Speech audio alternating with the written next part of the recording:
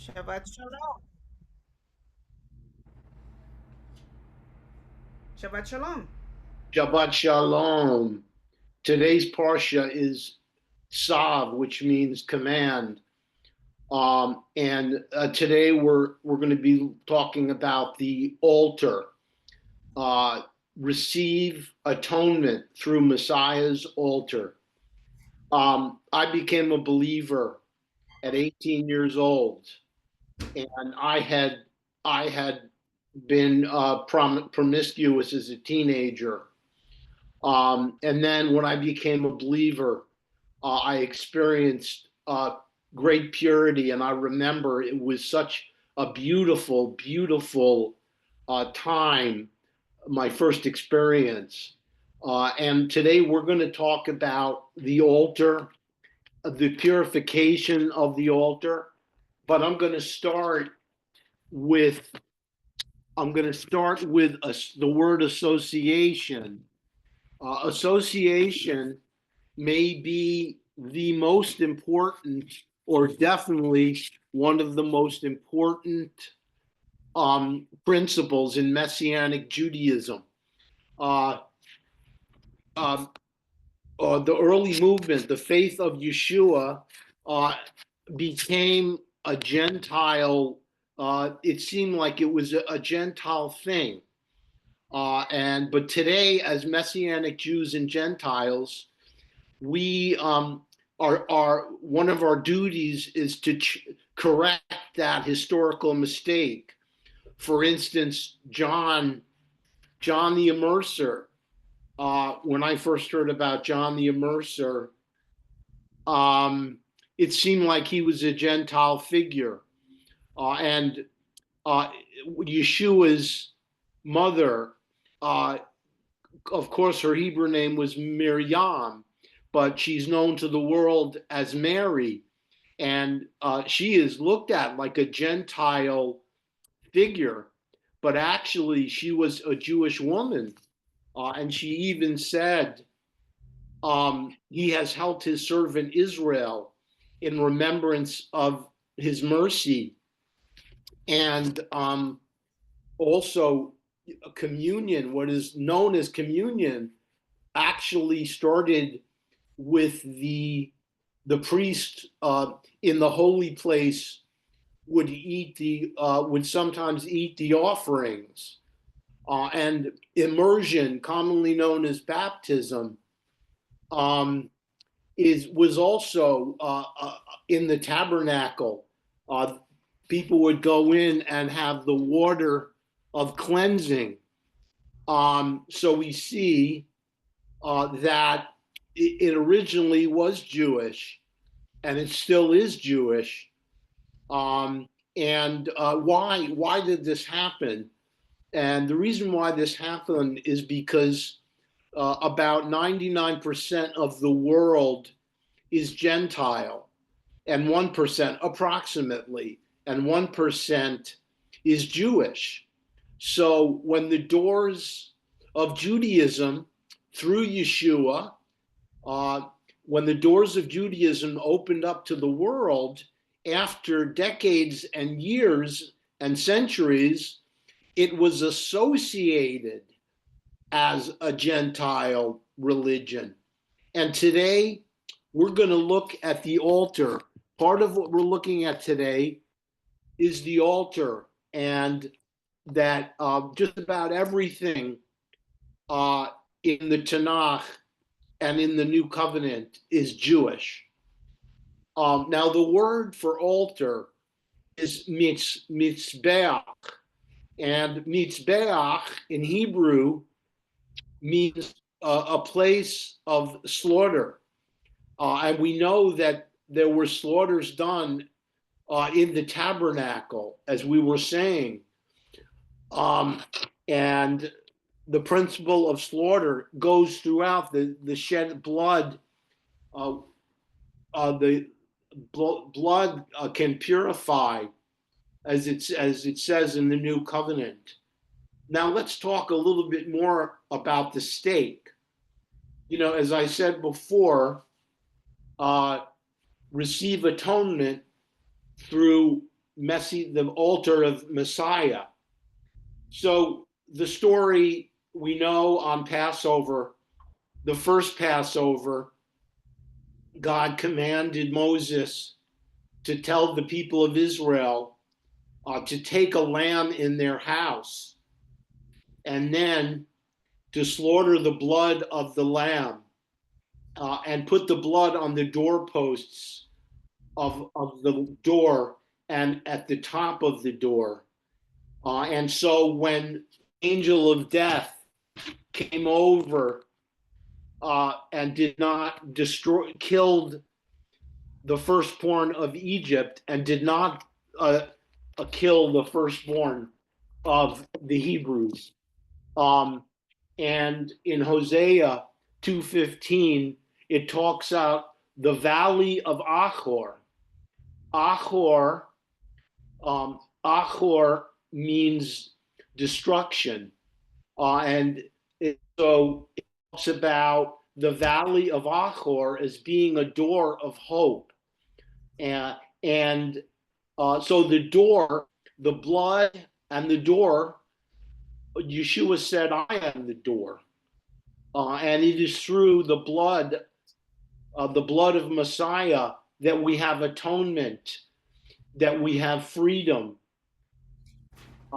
And we get all of our blessings come through the stake, through Yeshua.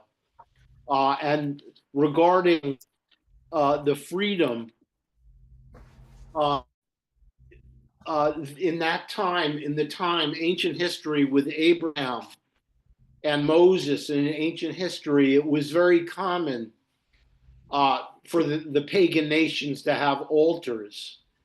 So our job as believers is to build altars of God and destroy pagan altars. As it is written, God says, I will execute judgments against all the gods of Egypt. Receive atonement through Messiah's altar. In Leviticus 8:32, it says that the priests ate the bread and the sacrifice. And so something so holy, being in the tabernacle and eating food, we would think of maybe as being sacrilegious, but it actually is holy because God loves us so much that he wants us to enjoy him, as the word, to delight in him. Just like we have the oneg after Shabbat, we have the oneg. Oneg means delight. And now in Exodus 29:37, it says the altar is most holy, and whatever touches it will become holy. Now it says in Matthew 9:20, there was a woman who had an affliction of blood, and it says that she touched Yeshua's garment and was healed. Now, so as I was saying, God came down through Jewish history through altars, the building of altars, as Noah built the altar when he came out of the ark, and Abraham made the blessings, his descendants would bless the world, which many believe was Yeshua, and Abraham passed down the altar, and Isaac created an altar, and Jacob, and Moses, and Joshua.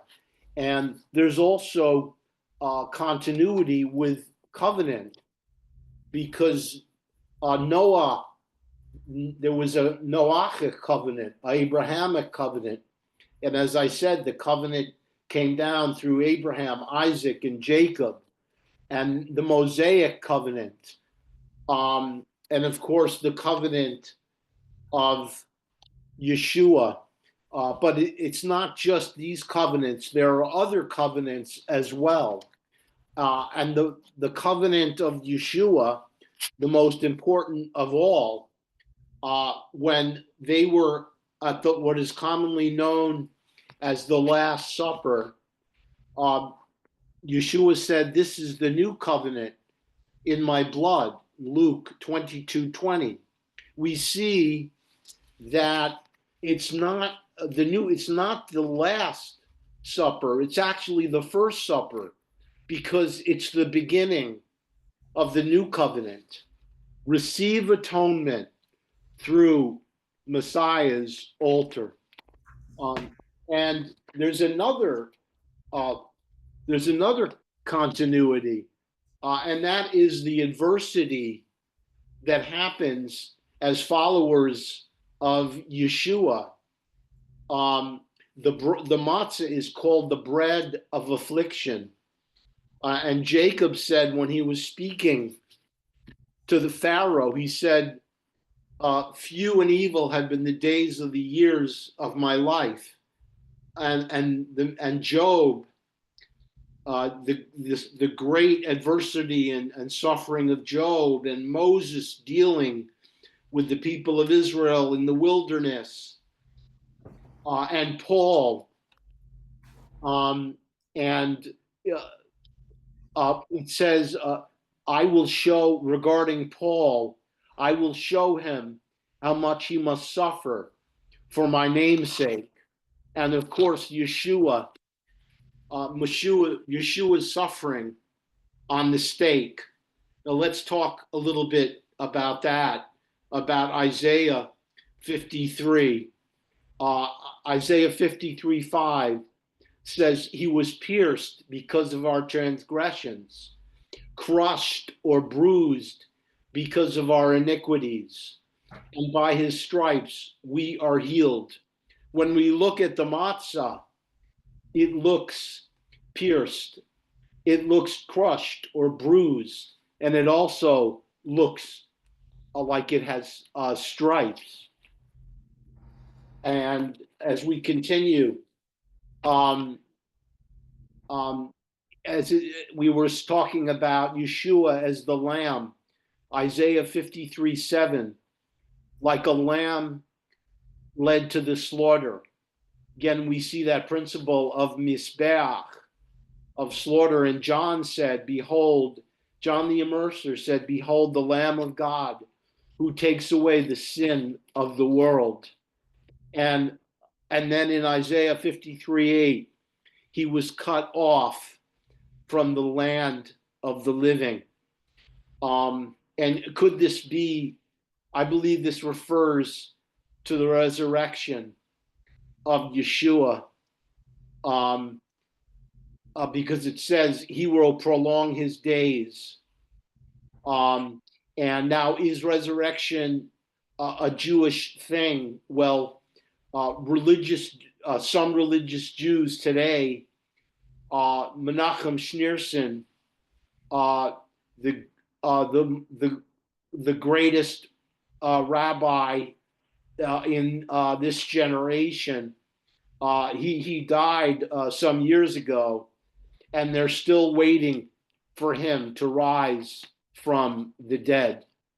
And regarding Isaiah 53, many rabbis believe that Isaiah 53 refers to Messiah, and that Messiah will make atonement for Israel. And there was a Messiah who said that, there was a rabbi who said that it is through the blood of the Messiah that we will have atonement. And in Galatians 6:14, may I never boast except in the stake of the Lord Yeshua the Messiah. Through him the world has been put on the stake to me, and I to the world. And again, we see these themes continue as in Zechariah 12:10. Then I will pour out on the house of David and the inhabitants of Jerusalem a spirit of grace and supplication when they will look toward me whom they pierced. So we say this talks about God's spirit. In this one verse, there's some interesting things here. It talks about the Spirit of God. It talks, I will pour out a spirit of grace and supplication. Grace, is thought of as being only a Gentile Christian thing, but actually, it's actually a Jewish thing. And in Hebrew, the word for grace is chen or chen, uh, and this also implies God, because it says, "I will." Zechariah 12:10, "I will pour out on the house of David and the inhabitants of Jerusalem." So this could imply again a divine nature to the one who is pierced. Receive atonement through Messiah's altar. And in 1 Kings 18:26, Elijah is with the prophets of Baal, 450 prophets of Baal, and he's dealing with them. And so this is a paraphrase what I'm about to say. He says, let's have a contest. He says, if Adonai is God, follow him.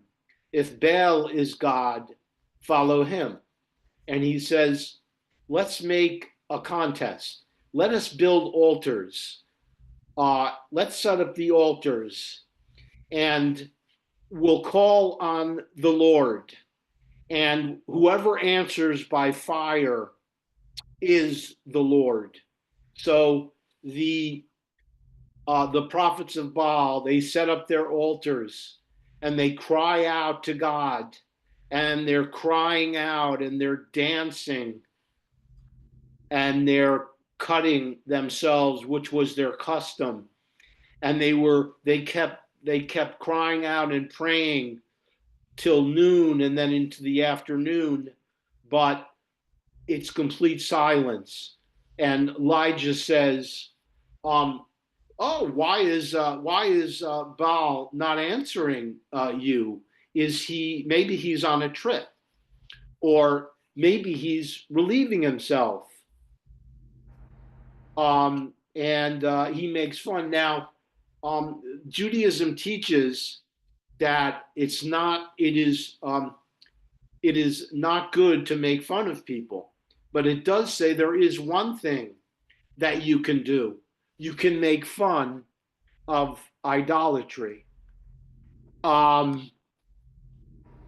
we're going to talk about another altar that in Jewish history. This is talking about the origins of Hanukkah. Antiochus Epiphanes, he was an evil king of the Seleucid Empire. And he was an evil king, and he was desecrating the temple of Israel. And Judas rises up, Judas Maccabeus, a Jewish man, raises his family and other Jews, and they defeat Antiochus Epiphanes, and they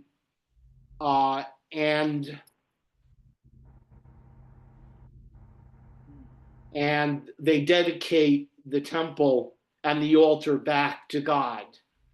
And that is the first Hanukkah. And Hanukkah means dedication, but it also means rededication. It is written in the New Covenant, "Do you not know that you are a temple of God and that the Spirit of God dwells in you?" We are altars. And as Hanukkah says, we are to dedicate and rededicate. We are to do that with our relationship with God. He He is our altar, and we are to continually dedicate ourselves to God. And that's one of the beautiful things of prayer and meditation. You can do that at virtually all times. As we wrap up here, there was a writer, he was a psychologist named Viktor Frankl, and he was in the Holocaust. And later in his life, he wrote a book called Man's Search for Meaning. It is a universal, uh, the search for meaning is a universal question. As it says in the book of Acts 17:23, when Paul was in Athens, he found an altar that said to an unknown God. I believe we are all wired to find meaning to life, and it's a universal experience, as it says in Malachi 1:5. May Adonai be magnified beyond the border of Israel. And then we're talking about the stake, and the stake was made of wood, and it was vertical from the ground to the top, from the earth to the top, and it was horizontal across the middle. And some people, you could say that the vertical represents the Jewish people, or the Jews, because we got the Torah, and then horizontal represents the world, as it represents everyone, everyone on earth. And finally, we have a choice to make. Are we choosing God to be our idol, or idols? It is written, I set before you life and good, or death and evil. Therefore, choose life. It is found in the atonement altar of Messiah. Shabbat Shalom. Shabbat Shalom.